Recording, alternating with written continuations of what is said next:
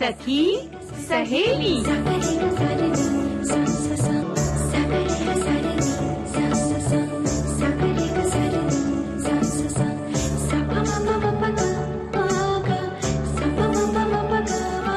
सखी सहेली।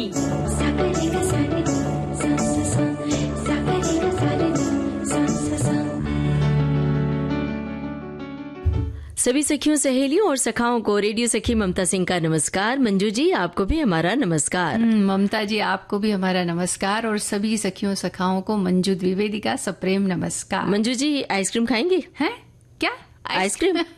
क्यों? इस बारिश के मौसम में आप मुझसे आइसक्रीम के लिए पूछे, तो क्या हो गया? के लिए पूछे तो बात भी कुछ ठीक अच्छा, है। अब हम खाकर मतलब बीमार पड़े हैं आप? अरे आइसक्रीम खाने से कोई बीमार पड़ता है क्या? पड़ता है और वैसे भी अभी हम आइसक्रीम कैसे खिला सकते हैं? माइक्रोफोन के सामने कैसे खिलाएंगे? हम तो 4 बजे आइसक्रीम खिलाने वाले हैं आपको। लेकिन 4 बजे भी मैं आइसक्रीम नहीं खाने वाली हूँ, मैं तो पकौड़े ही खाऊंगी। समझ गए कि सेहत के प्रति बहुत सजग और सतर्क हैं। इसीलिए तो हम आपसे पूछ रहे थे, हम दरअसल आपकी परीक्षा ले रहे थे। देखिए आप क्या कहती हैं। तो मैं सफल रही।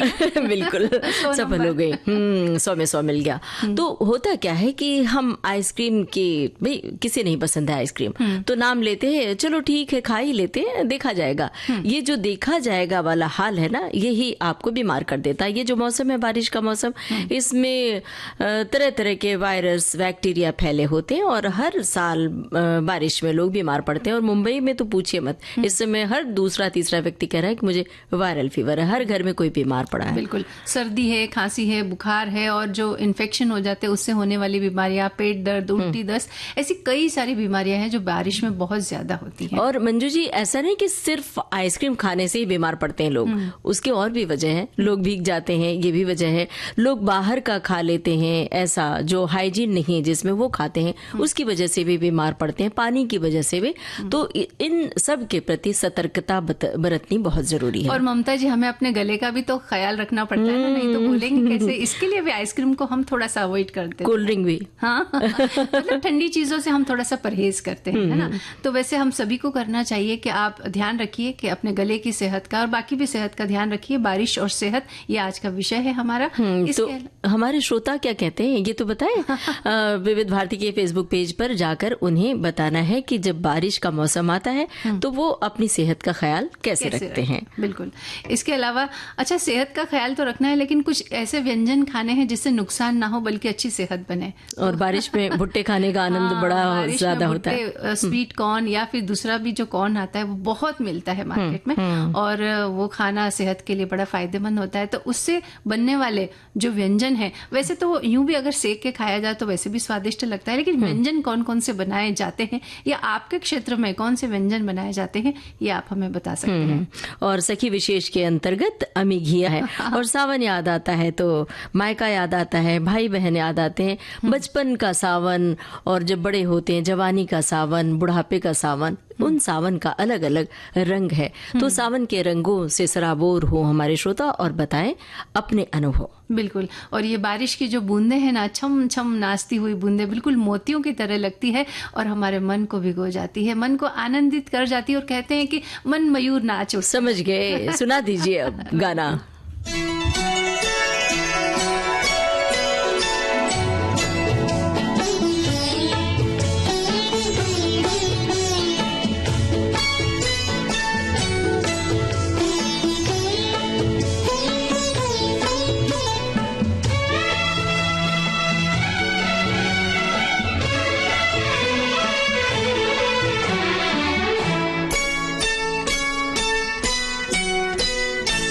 बरसे फुहार, बरसे फुहार, कांच की बूंदें बरसे जैसे, बरसे फुहार, बरसे फुहार, कांच की बूंदें बरसे जैसे, बरसे फुहार, बरसे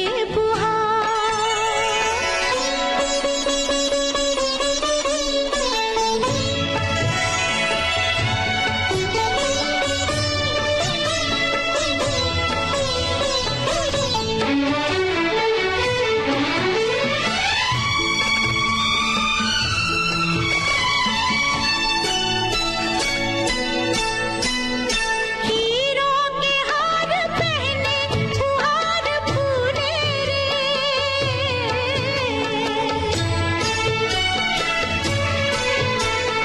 हीरों के हार पहने फुहार फूले रे,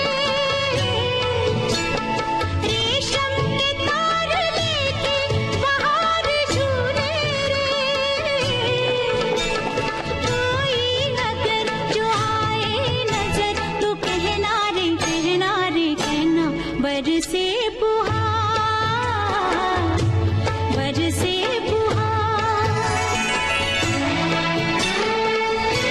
कांच की बूंदें बरसे जैसे, बरसे फुहार, बरसे फुहार।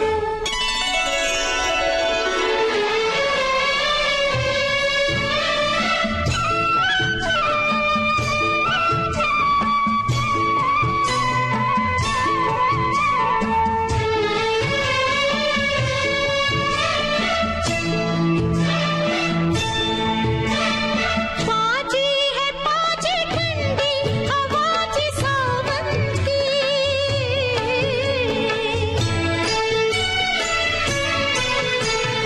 पाजी है पाजी ठंडी आवाज सावन की,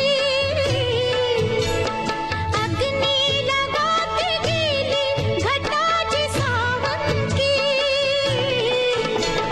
कोई अगर जो आए नजर तो कहना रे, कहना रे, कहना बरसे फुहार, बरसे फुहार,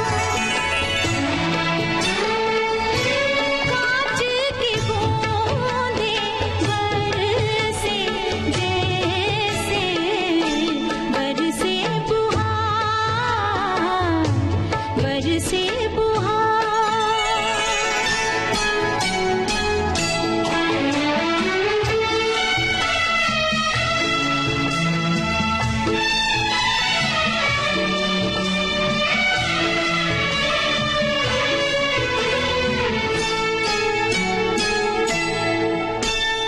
मीठा सा शोर दिल से कुछ और आता है,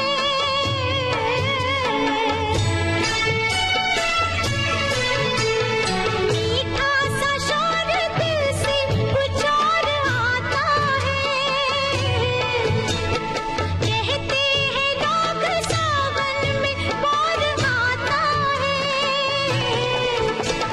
कोई अगर जो आए नजर तो कहना रे, कहना रे, कहना बरसे फुहार, बरसे फुहार, कांच की बूंदें बरसे जैसे, बरसे फुहार, बरसे फुहार।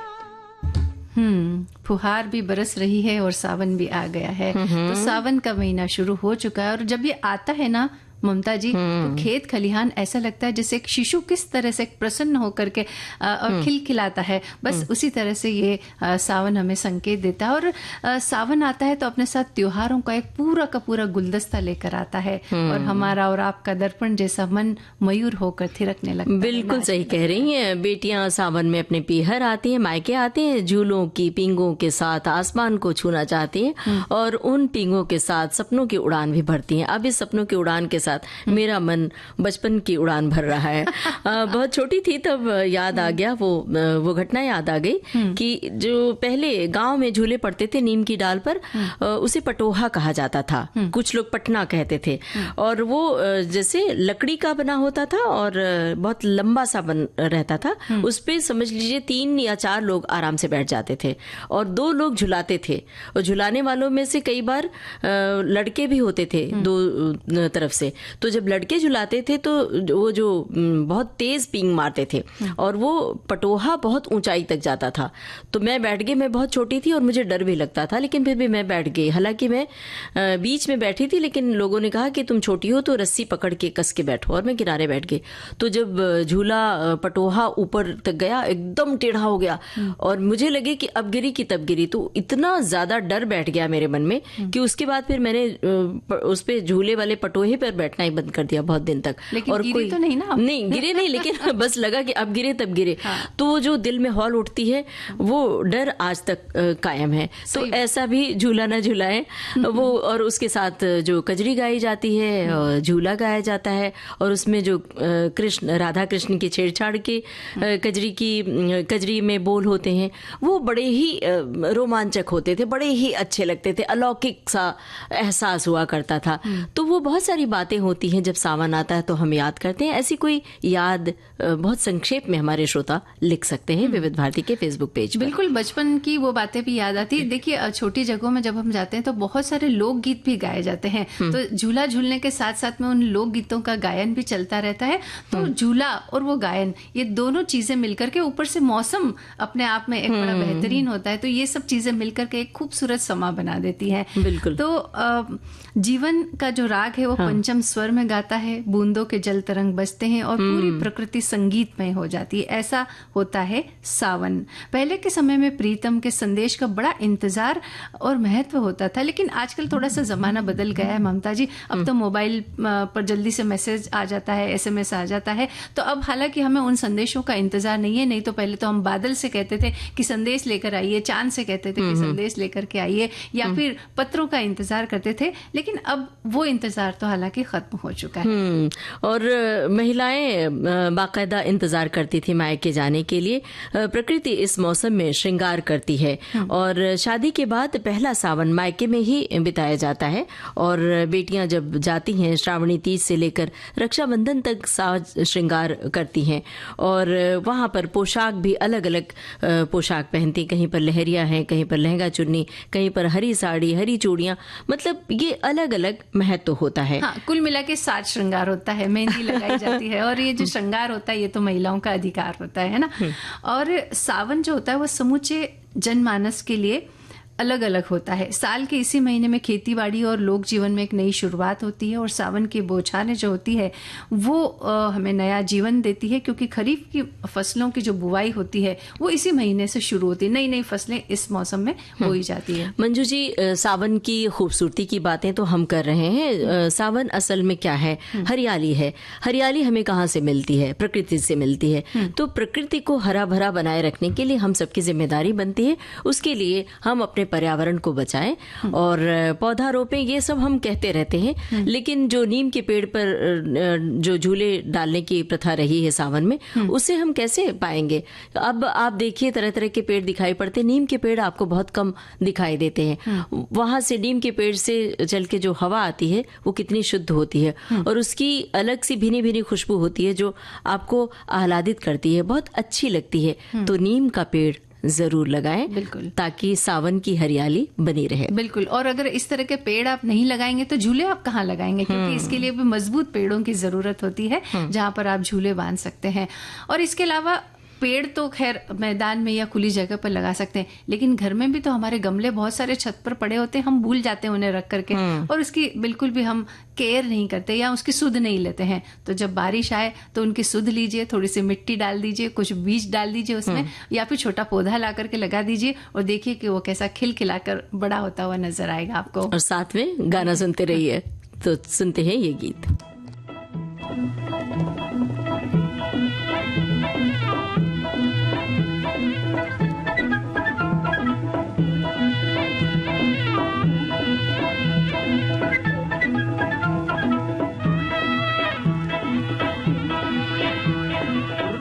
तक तक तगिन तगिन गिन गिन रे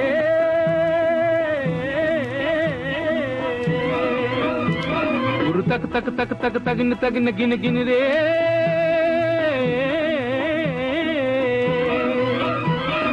जग जग जग जग जगिन जगिन गिन गिन रे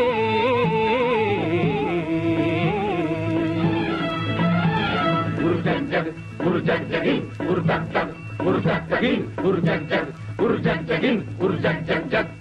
हरियाला सावन ढोल बजाता आया, दिन तक तक मन के मोर नचाता आया।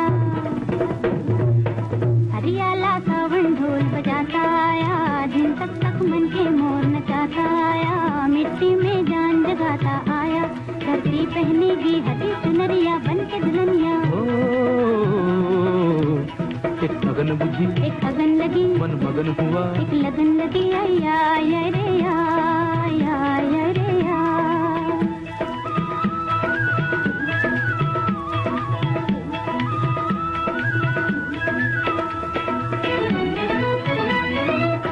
बैठना तू मन मारे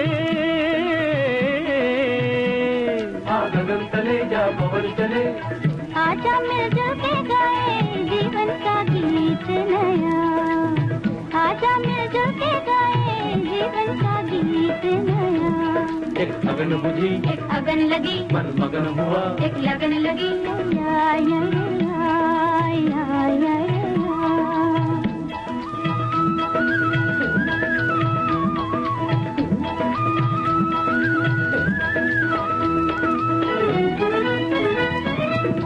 ऐसे बीज बिछारे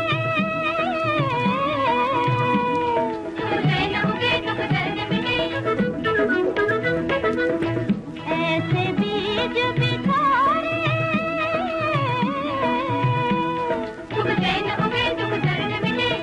नैनों में नाच रे सपनों का धान हरा।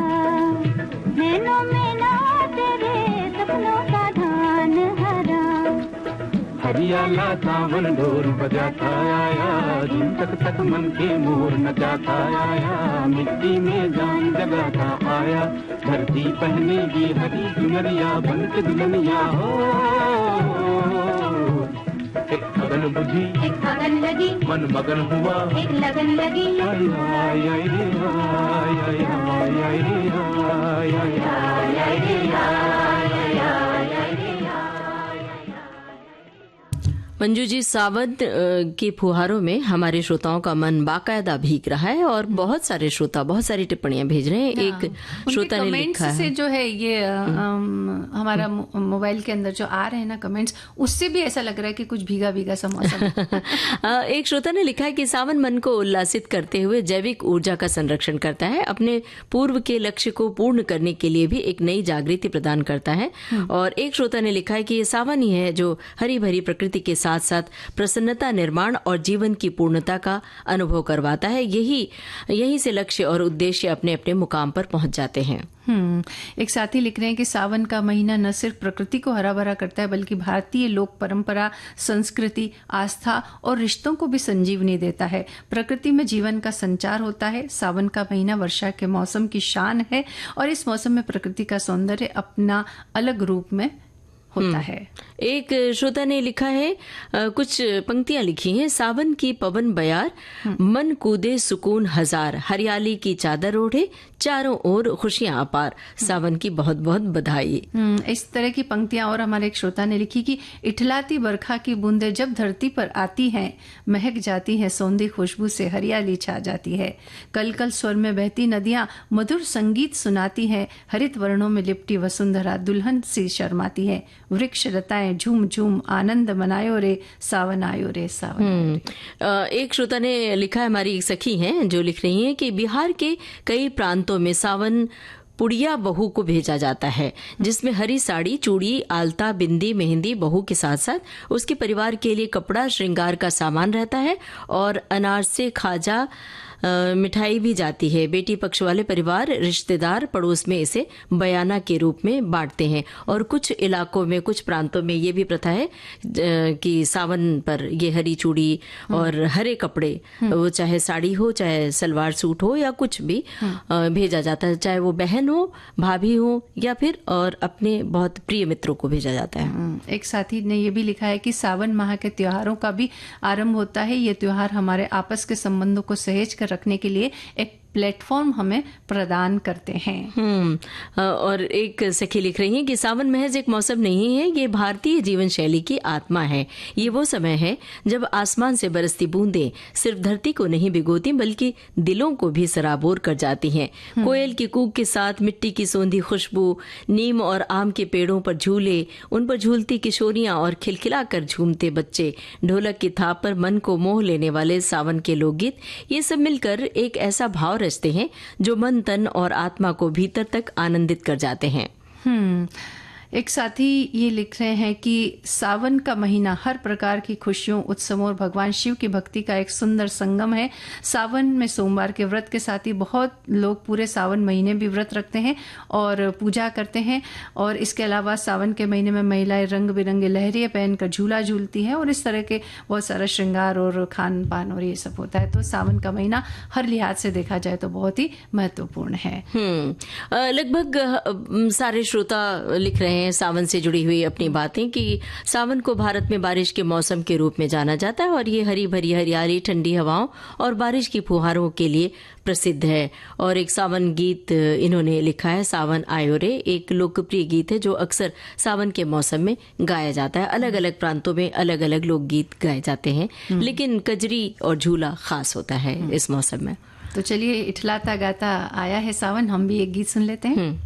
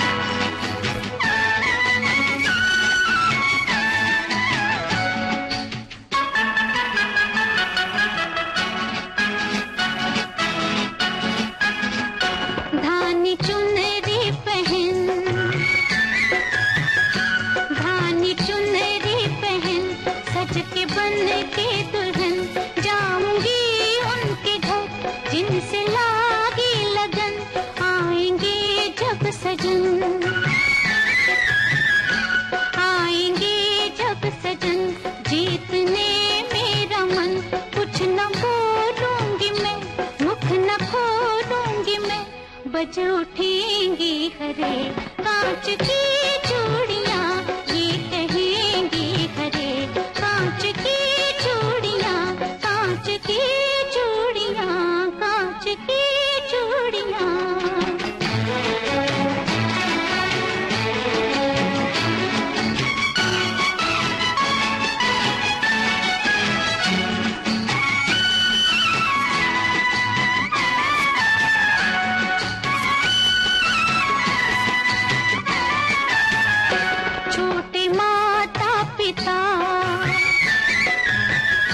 छोटे माता पिता, छोटा वो बालापन, खेली मैं जिसके संग पूरे सो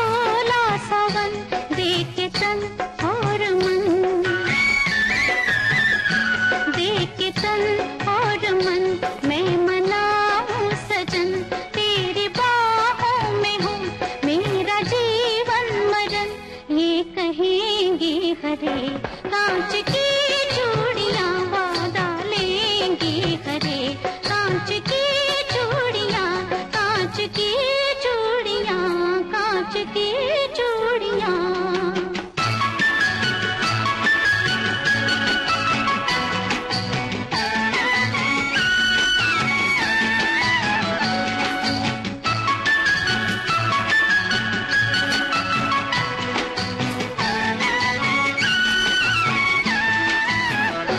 दो सलोने वचन, दो सलोने वचन, तुमको मेरी कसम, ये कसम प्यार की, ये रसम प्यार की, अब निभाना सजन, अब निभाना सजन, मत भुलाना सजन, जाओ परदेस तो जल्दी आना सजन, वादा लेंगे हरे कांच की चूड़ियां, फिर कहेंगे हरे कांच की चूड़ियां, बज उठेंगे हरे कांच की। मंजू जी, कांच की चूड़ियां बज उठती हैं, सावन का मौसम आता है और महिलाएं बिल्कुल मंत्रमुग्ध हो जाती हैं, खुशी से दीवानी हो जाती हैं। और सावन के मौसम में तरह तरह के खेल भी होते हैं। आपको याद होगा बचपन में गुड़िया गुड्डे का खेल होता था। सावन के मौसम में एक त्योहार आता था गुड़ियों का, जिसमें गुड़िये का संसार विसर्जित किया जाता था नदी या तालाब में। और इन खेलों के साथ बहुत सारे ऐसे खेल जुड़े हैं जो आपको बहुत ऊंचाई तक ले जाते हैं। अब थोड़ा सा जमाना बदल गया है, तो शुरू से ही लड़कियों को इस ओर प्रेरित किया जाता है और किया जाना चाहिए कि उनके भी खुराक का ख्याल रखा जाए, उनकी न्यूट्रिशन का ख्याल रखा जाए, कि वो भी सिर्फ गुड़िया गुड्डे के खेल तक सीमित न रहें, बल्कि ऐसे खेलों में भाग लें जहां पर उनके शारीरिक क्षमता की जरूरत होती है, शारीरिक रूप से वो मजबूत होती हैं। चाहे हर तरह के खेल में वो हिस्सा ले सके, चाहे वो बैडमिंटन हो, क्रिकेट हो या और भी तरह तरह के खेल हों। और उनकी रुचियों का ख्याल रखा जाए कि अगर उसे किसी खेल में बहुत रुचि है, वो खेलना चाहती है, तो उसे आगे बढ़ाने का पूरा अवसर दिया जाए। जैसे कि जब लगे कि नहीं ये बच्ची जो है इस तरह का खेल खेल सकती है, तो उसके लिए जो कोचिंग क्लासेस होती है वहाँ डाला जाए, या उसके खेल को और कैसे बेहतर बनाया जा सकता है उसके प्रयास किए जाए। अगर ऐसा किया जाए तो लड़कियां बहुत आगे तक जाती हैं, नाम कमाती हैं, इनाम लेकर के आती है और देश ही नहीं विदेश तक अपना जो है परचम लहराती हैं। तो ऐसी ही एक खिलाड़ी है अमी गिया, जो कि बैडमिंटन खिलाड़ी है और वो उन्होंने खेला है।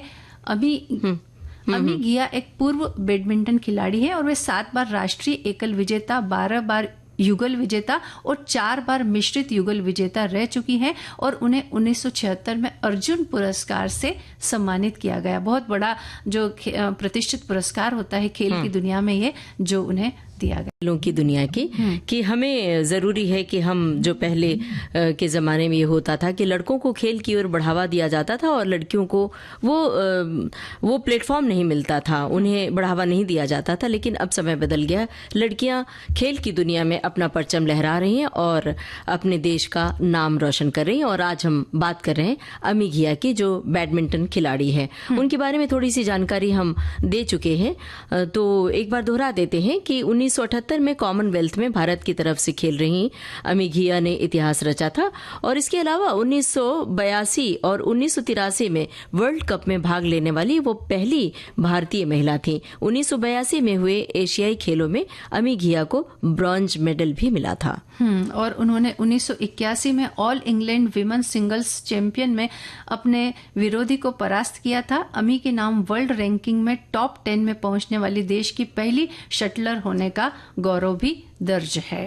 और 1983 वो साल था जब अमी ने बैडमिंटन में वर्ल्ड के टॉप 10 में जगह बनाई थी। उन्होंने 7वीं रैंकिंग हासिल की थी। अमी शानदार drop shot, flick, shuttle control और लाइन जजमेंट के लिए जानी जाती। ये जो बातें हैं ना, drop shot, flick, shuttle control और लाइन जजमेंट, ये जो बैडमिंटन का जो खेल होता है, इसकी कुछ विशेष जो ट्रिक्स होती है, टेक्निकल शब्द हैं ये सब, उनके नाम हैं। अमी सिंगल्स, डबल्स और मिक्स डबल्स में हिस्सा लेती थी और वर्ष 1981 में उन्होंने तीनों वर्ग का गोल्ड मेडल अपने नाम किया था। उस समय के दौरान दुनिया के टॉप 12 खिलाड़ियों को ही इसमें हिस्सा लेने का मौका दिया जाता था और वो ऐसा करने वाली पहली भारतीय खिलाड़ी रहीं। बिल्कुल। और अमी गिया का जन्म 8 दिसंबर 1956 को सूरत, गुजरात में हुआ। 1968 में उन्होंने 1968 में उन्होंने बैडमिंटन खेलना शुरू किया। पहले वे इसे केवल शौक के तौर पर खेला करती थी, फिर प्रशिक्षण लेना शुरू किया और इसके बाद हर टूर्नामेंट में जीत के साथ उनका सफ़र आगे बढ़ा और उन्हें बैडमिंटन की क्वीन कहकर बुलाया जाने लगा। मंजू जी, ये जो हम बैडमिंटन खिलाड़ी अमी गिया के बारे में बात कर रहे हैं, तो यहाँ पर एक संदेश देना बहुत ज़रूरी है। वो ये कि लड़कियां जो खेल की ओर आगे बढ़ रही हैं वो तो अपना हौसला बुलंद रखें ही, साथ साथ परिवार वालों से भी यही हमारा अनुरोध है, माता पिता भाई बहनों से, कि अगर आपके घर में संतान में खेल का जज्बा है, आपको दिखता है, तो उसे आगे बढ़ने दें, रोके नहीं। और साथ में जो हमने मुख्य मुद्दा कहा था कि न्यूट्रिशन का ख्याल रखें ताकि वो मजबूती से खेल की दुनिया में आगे बढ़ें। वो इसलिए हम कह रहे हैं कि कई ये जो आकाशवाणी के 90 बरस का जश्न हम मना रहे हैं और इसमें बहुत सारे श्रोता भी हिस्सा ले रहे हैं, बहुत सारे श्रोताओं के प्रोमोज बज रहे हैं। उनका जब हम उनकी रिकॉर्डिंग में बैठते हैं तो यही हमें बात सामने आती है कि रेडियो एक मानक भाषा के रूप में, रेडियो पैमाना है, रेडियो से हमने बहुत कुछ सीखा और आप सबकी बातों को हमने अपने जहन में बिठाया। खास तौर से सखी सहेली कार्यक्रम से हम अपने परिवार वालों को बहुत कुछ सिखाते हैं। तो यहाँ हम सभी से अनुरोध कर रहे हैं कि आप अपने घर की लड़कियों को, बेटियों को भी आगे बढ़ाइए, खेल की दुनिया में भी अपना नाम रोशन करने दीजिए। बिल्कुल। हम कार्यक्रम को आगे बढ़ा रहे हैं एक गीत के साथ। जी।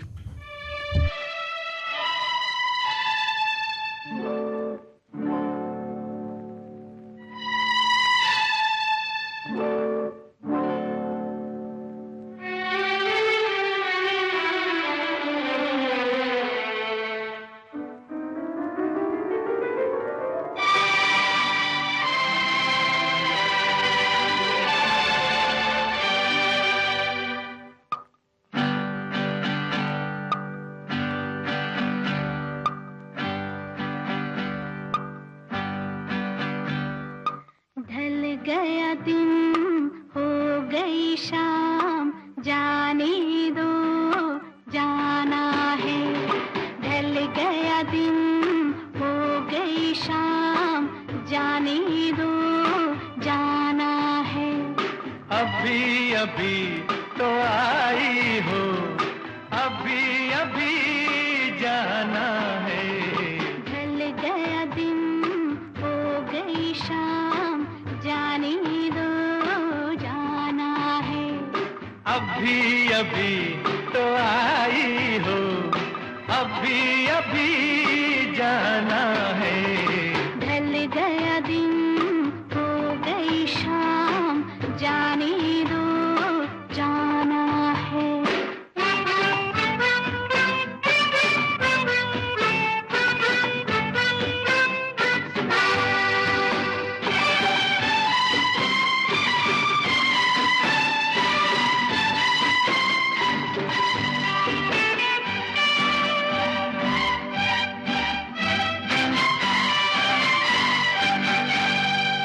सितम मेरे दिल पे जो ढाए, कसम लगे उसको मेरी जो जाए। सितम मेरे दिल पे जो ढाए, कसम लगे उसको मेरी जो जाए।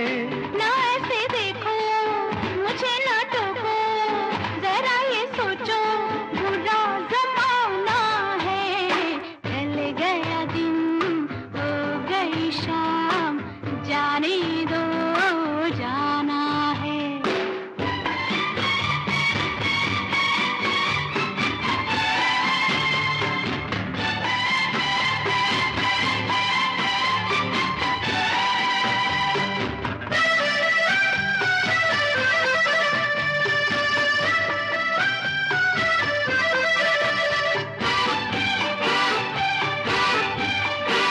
गुजारी साथ हमने कई रातें, न जाने कब खत्म होंगी तेरी बातें। गुजारी साथ हमने कई रातें, न जाने कब खत्म होंगी तेरी बातें। अभी न जाना कोई तराना, कोई फसाना अभी सुनाना है। ढल गया दिन हो गई शाम, जाने दो जाना है।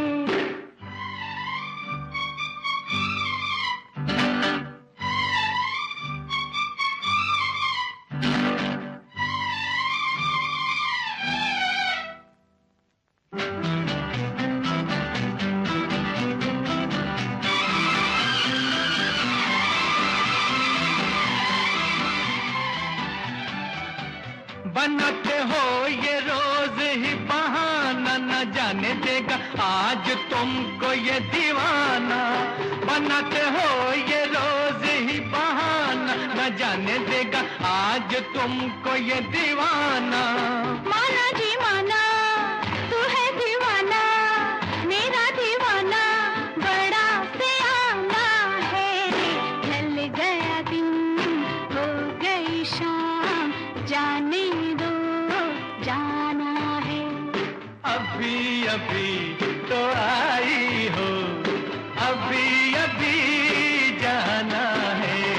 ढल गया दिन हो गई शाम, जाने दो जाना है। ढल गया दिन हो गई शाम, जाने दो जाना है। बैडमिंटन ही खेल रहे हैं जितेंद्र और लीना चंदावरकर। हाँ, बिल्कुल। और बैडमिंटन खिलाड़ी अमिघिया की बातें हमने की। और अब सेहत की थोड़ी सी बात कर लेते हैं। बारिश में भीगना हम सबको पसंद होता है और सोचते हैं कि या पसंद हो या ना हो, लेकिन कई बार ऐसा होता है जैसे कि ऑफिस से घर आ रहे हैं, स्कूल से घर आ रहे हैं, तेज़ बारिश आ गई, अचानक हम भीग जाते हैं, ऐसा भी हो जाता है। और बारिश में आसपास थोड़ा सा पानी जब भरा होता है, कुछ होता है, उसमें मच्छर वगैरह पनपते हैं, तो ऐसी बहुत सारी बीमारियां हैं जो इस मौसम में विशेष तौर पर देखने को मिलती है, जैसे कि मलेरिया, डेंगू, चिकनगुनिया, हैजा, और इसके अलावा जुकाम, खांसी, डायरिया, पीलिया, वायरल बुखार, उल्टी, दस्त, एसिडिटी, ऐसी अनेक समस्याएं हो सकती है। तो इनसे बचाव के लिए कुछ थोड़े से उपाय हैं जो हम कर सकते हैं। बिल्कुल। उपाय बताने से पहले एक हमारी सखी लिख रही है, वो बात हम बता दें। बड़े ही रूमानी अंदाज में इन्होंने शुरुआत की है। बारिशें बहुत पसंद है मुझे, इतनी की सर्दी में भी आए तो सुहाती है। क्या बात है भाई, सर्दी में भी बारिश हो, ये चाहती हैं। मगर जिस तरह बारिश में पेड़ पौधे, फसलें वगैरह बहुत जल्दी से पनपते हैं, उसी तरह हर प्रकार के कीटाणु भी बारिश में बहुत जल्दी पनपते हैं। उनसे बचें, सावधानी बरतें और बारिशों का लुत्फ उठाएं, लेकिन उसके लिए स्वस्थ रहना बहुत जरूरी है। बिल्कुल। तो सबसे पहली बात तो ये कि मच्छरों से बचाव करना आपको बहुत जरूरी है ना। इस मौसम में आप एक तो रात को सोते समय मच्छरदानी लगा करके सो सकते हैं, पूरी आस्तीन के कपड़े पहने, मतलब शरीर जो है ज़्यादा से ज़्यादा ढका हुआ रहे, या फिर किसी ऐसी जगह पर जा रहे हैं तो अपने इस तरह का कुछ मलहम वगैरह या कुछ ऐसा ऑइंटमेंट लगा सकते हैं जिससे मच्छरों से बचाव हो सके। इस तरह के उपाय करके हम मच्छरों से बचाव करके, जैसे कि मलेरिया, डेंगू, चिकनगुनिया, इस तरह की बीमारियों से बचाव कर सकते हैं। और वायरल इन्फेक्शन किसी को हुआ है तो उससे दूरी मेंटेन रखें ताकि उसकी वजह से आपको भी ना हो। और पानी उबाल कर पिए ताकि आप पानी की वजह से जो बैक्टीरिया पैदा होते हैं पेट में, उससे आप बचे रहें। और सर्दी जुकाम होने पर तुरंत आप उसका इलाज शुरू कर दें, वरना वो बढ़ जाता है तो फिर जल्दी से सर्दी भी नहीं ठीक होती और बुखार भी आता है। खान पान पर बहुत ज्यादा ध्यान रखना चाहिए, खास तौर से साफ सफाई वाले खाना ही खाना चाहिए। मतलब खाने में साफ सफाई का खास ख्याल रखें। बाहर का खाना इस समय कम खाएं या नहीं खाएं तो अच्छा होगा, क्योंकि घर में हम किस तरह से चीजों को अच्छी तरह से धो कर और स्वच्छता के साथ भोजन बनाते हैं, लेकिन बाहर उतनी स्वच्छता नहीं रह पाती है। और हो सकता है कि वहाँ जैसे खुले में कोई चीज पड़ी हो तो उस पर कोई मक्खी मच्छर बैठे तो उससे भी बीमारी होने का खतरा बहुत बढ़ जाता है। और बाहर के खाने की बात कही मंजू जी, तो जब आइसक्रीम खाने के लिए कोई पूछे तो जिस तरह से मंजू जी ने मना किया था वैसे ही मना कर दे, बिल्कुल नहीं, आइसक्रीम नहीं खाना है। बिल्कुल। और साथ में कोल्ड ड्रिंक, हाँ, ठंडी चीजें, कोई भी चीज खाने से इस मौसम में तो कम से कम बचना ही चाहिए। तो आप बीमारियों से बचे रहेंगे। चाहिए। और इसके अलावा पौष्टिक खाना होना चाहिए, बासी खाना ना खाएं, जंक फूड ना खाएं। अगर बासी खाना खाएंगे तो उसमें पोषण कम होगा और उससे भी आपकी इम्यूनिटी कम होगी और बीमार होने का खतरा बढ़ जाएगा। इसके अलावा जो पानी है उसका तो विशेष तौर पर, जैसे आपने पीने के पानी का जिक्र किया कि उसे उबाल कर पीना चाहिए, लेकिन जो नहाने का पानी है वो भी कम से कम शुद्ध होना चाहिए। नहीं तो क्या होता है कि दांत, खाज, खुजली इस समय होने का खतरा, क्योंकि नमी होती है वातावरण में। हाँ, और पानी दूषित होगा तो हो सकता है। बिल्कुल। अब पानी की बात कही, नहाने की बात कही, तो पानी से भीगे भी नहीं। बहुत ज्यादा रूमानियत का भी मौसम कहा जाता है बारिश। तो पता चला कि आपने छतरी उठा के दूर फेंकी और बिल्कुल फिल्मी स्टाइल में भीगने चल पड़े। हाँ, और भीगते हुए सेल्फी लेने के लिए और रील बनाने के लिए, वीडियो बनाने के लिए खुले आसमान तले आप दौड़ पड़े। रील बनाने की बात की तो मुझे याद आया ममता जी कि इस मौसम में होता क्या है कि पानी से भरे हुए बहुत तालाब है, नदियां हैं या कोई भी जल का स्रोत है, वो पानी बहुत ज्यादा भरा होता है, बहुत ज्यादा तेज बहाव होता है और उसमें रील बनाने के लिए जाते हैं बच्चे या बह जाते हैं, वहां पर गिर जाते हैं। और इस तरह की दुर्घटनाओं के बारे में हम बहुत ज्यादा सुन रहे हैं। तो आप सावधानी रखें, ऐसे स्थानों पर ना जाएं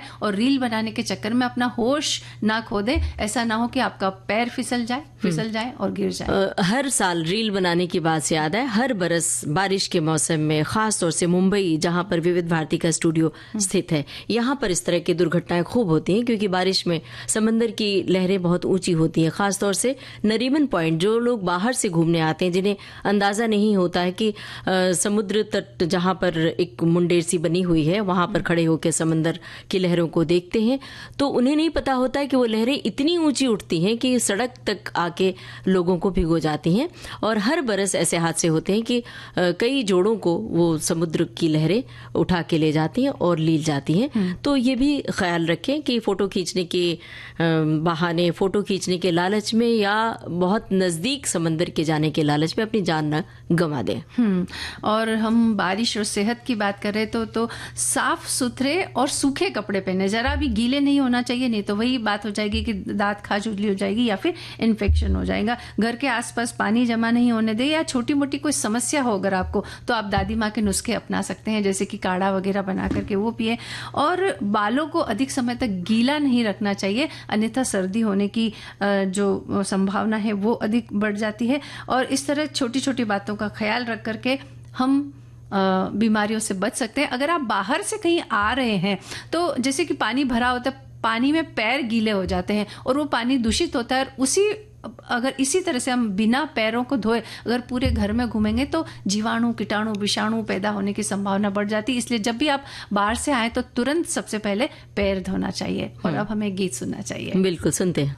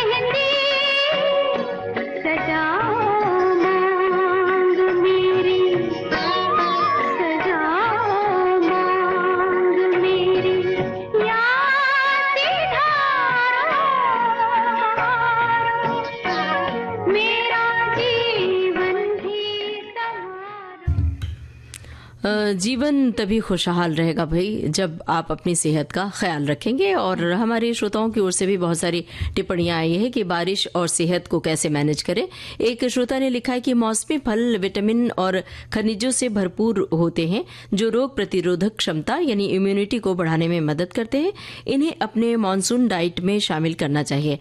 मानसून के दौरान सेब, नाशपाती, अनार, लीची और केले जैसे फलों का सेवन करें। इनमें पानी की मात्रा कम होती है और इसलिए ये पानी से होने वाली बीमारियों के जोखिम को कम करते हैं। एक साथी लिखते हैं कि मसालेदार भोजन से हमें बचना चाहिए क्योंकि मसालेदार भोजन पाचन संबंधी समस्याओं को और भी बदतर बना सकता है, जो मानसून के मौसम में सबसे आम स्थिति है। ह्यूमिडिटी शरीर की पाचन क्षमता को प्रभावित करती है और मसालेदार भोजन खाने से एसिडिटी, अपच और बेचैनी हो सकती है, इसलिए ऐसे जो भोजन है वो कम नहीं खाना चाहिए। मतलब बारिश में ख्याल रखें। एक श्रोता हमारी एक सखी हैं जो लिख रही हैं कि रेडियो की धुन पर धड़कते दिलों का कितना दिलकश है ये सफर, मनचाही मंजिलों का, याद की रुत और भीगी भीगी सी डगर, आपका और हमारा साथ, उस पे ये बरसात, सब कुछ खिला खिला सा, दिन भी और दिल भी, फिर इस सावन की इस मौसम की मत पूछो बात। अच्छा, अब क्या नहीं खाना ये तो हमने बात कर ली, लेकिन भुट्टा तो खाना चाहिए ना हमें। बिल्कुल खाना चाहिए। तो कैसे उसके क्या कौन कौन सी रेसिपी किस तरीके से बना करके खा सकते हैं। हमारे बहुत सारे श्रोताओं ने रेसिपी लिख करके भेजी है। एक साथी ने एक अच्छी सी रेसिपी लिखी है कि भुट्टे के दानों को मिक्सी के जार में हरी मिर्च, अदरक और लहसुन, यदि लहसुन आप नहीं खाते हो तो ना डालें, और हींग डाल करके आप इसको पीस ले, गाढ़ा पेस्ट बना ले। जरूरत पड़ने पर थोड़ा सा पानी भी डाला जा सकता है। पीसते समय यदि भुट्टे के दाने कड़क हो गए हो तो उन्हें 3-4 घंटे पानी में भिगोकर रख करके फिर पीसे, और इस पेस्ट में धनिया पत्ती, नमक और बाकी के सभी मसालों को अच्छे से मिला ले। यदि पेस्ट पतला हो जाए तो इसमें थोड़ा सा बेसन भी डाल देंगे और अच्छे से फेंट लेंगे। अब गैस पर कढ़ाई में तेल गरम कर लें और पेस्ट से बड़े शेप का शेप बना ले। बड़े का शेप बना रहे और कढ़ाई के तेल में तेज आंच पर डाल दें और सुनहरे होने तक सेक लें। निथार कर तेल से निकाल लें और गर्मा गर्म बड़ों को नींबू के अचार या कच्चे नींबू और मसाले वाले नमक के साथ, या टमाटर के सॉस, या धनिया पत्ती और मिर्च की हरी चटनी के साथ, या दही के साथ सर्व करें। क्या बनाएंगे? भुट्टे का बड़े। भुट्टे के बड़े, वाह भाई क्या बात है। ये तो जरूर बनाना चाहिए और खाना चाहिए। अब क्रिस्पी कॉर्न जो हम अक्सर पसंद करते हैं, खास तौर से कभी रेस्टोरेंट में जाते हैं तो स्टार्टर के रूप में जरूर मंगवाते हैं। और स्वादिष्ट भी लगता है, बहुत स्वादिष्ट लगता है। तो ये बनाने के लिए भुट्टे के दानों को, और ये भी बता दें कि हमारे श्रोता की ओर से ये रेसिपी आई है। तो क्रिस्पी कॉर्न बनाने के लिए भुट्टे के दानों को उबाल कर एक कटोरी में निकाल लें। अब इनमें 3 चम्मच मैदा, 2 चम्मच कॉर्न स्टार्च और 1 चम्मच चावल का आटा मिला लें। इसमें नमक और काली मिर्च डालकर मिला लें और गरम तेल में तल लें। अब एक पैन में तेल गरम करके उसमें लहसुन, प्याज और स्प्रिंग अनियन भूनें। इसमें सोया सॉस, विनेगर, लाल मिर्च पाउडर और चिली सॉस डालकर मिलाएं। अंत में इसमें भुट्टे के दाने डालकर मिला दें और सर्व करें, खाएं। बिल्कुल। भुट्टे स्वीट कॉर्न सूप बनाने की एक विधि लिख करके भेजिए। स्वीट कॉर्न सूप तैयार करने के लिए भुट्टे के दानों को उबाल लें और लहसुन, प्याज, शिमला मिर्च, गाजर और स्प्रिंग अनियन को काट लें। उबले हुए भुट्टे के दाने के आधे भाग को मिक्सी में पीस लें और एक पैन में तेल गर्म करके उसमें लहसुन, अदरक और मिर्च को भूनें। फिर सभी सब्जियां भून लें। अब इसमें भुट्टे के दाने, पिसा हुआ भुट्टा और पानी डालकर पकने दें और अंत में इसमें नमक, सोया सॉस, काली मिर्च और विनेगर मिला दें और इस तरह से स्वीट कॉर्न सूप तैयार हो जाएगा। इसके अलावा भुट्टे की किस बनाने की विधि लिख करके भेजी, जो भी लगभग हमने जो बड़े बनाने का बताया था ना, लगभग उसी तरह की है। और इसके अलावा भुट्टे का हलवा भी बनाया जाता है जो वो भी बड़ा स्वादिष्ट लगता है, उसके बारे में भी लिखा है। भुट्टे के बहुत सारे व्यंजन बनते हैं, और नहीं तो भुट्टा ऐसे ही सेक के उसमें नींबू और नमक मिला के खाएं तो उससे आपके दांत की मजबूती का भी पता चलता है कि आपके दांत मजबूत है। उबाल करके उसके दाने निकाल करके उसकी चाट बना करके भी खाई जाती है, वो भी बड़ी स्वादिष्ट लगती है। पराठा बनता है उसका, वो भी आप खा सकते हैं। पूरियां बनती है, बहुत सारी चीजें बनती है, लेकिन फिलहाल एक गीत सुनना। आइसक्रीम नहीं बनती बस, नहीं। जो नहीं खानी है। बिल्कुल। सुनते हैं गाना।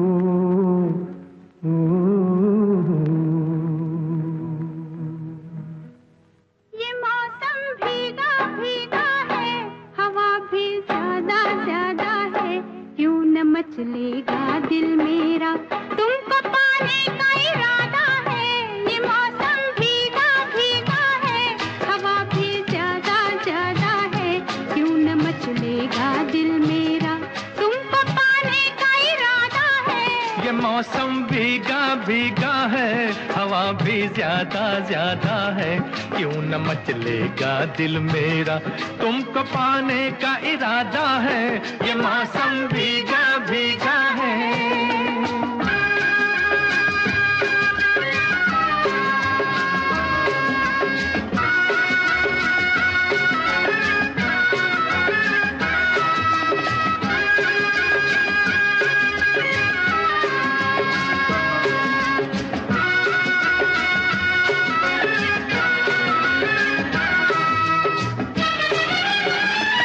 इजाजत हो तो मेरे सरकार के पहलू में आ जाऊं, इजाजत हो तो मेरे दिलदार के दिल में समा जाऊं।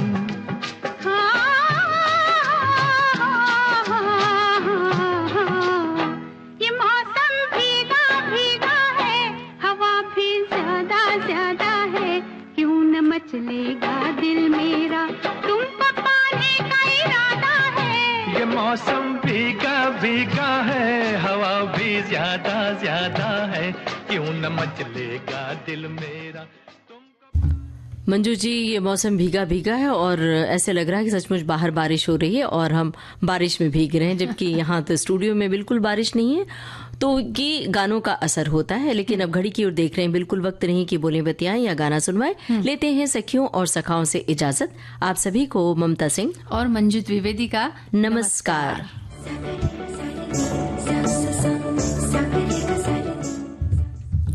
सखी सहेली कार्यक्रम की प्रस्तुतकर्ता अनुश्री पाठक। सखी सहेली।